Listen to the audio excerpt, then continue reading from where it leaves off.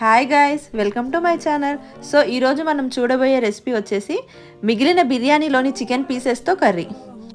So first మనం మిగిలిన బిర్యానీలోని chicken పీసెస్ని ఇలా చిన్న చిన్న ముక్కలుగా తీసుకొని పెట్టుకోవాలి. నెక్స్ట్ స్టవ్ ఆన్ చేసుకొని ప్యాన్ పెట్టుకోవాలి.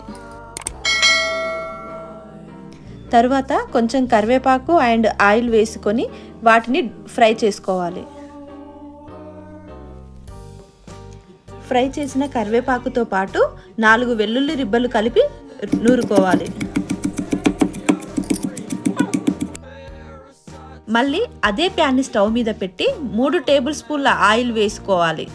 కొంచెం ఆయిల్ వేడెక్కిన తర్వాత 1/2 టేబుల్ స్పూన్ జీలకర్ర ఆవాలు కలిపి వేసుకోవాలి.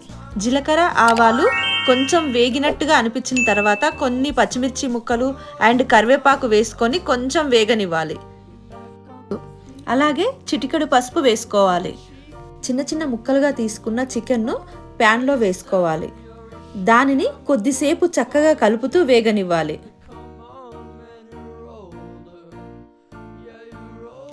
రుచికి సరిపడా కారం, ఉప్పు, ధనియా పౌడర్ అండ్ కొంచెం గరం మసాలా కూడా వేసి వేగనివ్వాలి.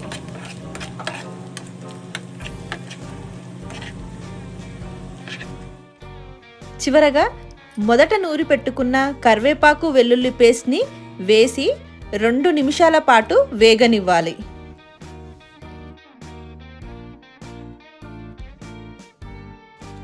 అంతే అండి, రుచికరమైన చికెన్ ఫ్రై మనకు రెడీ.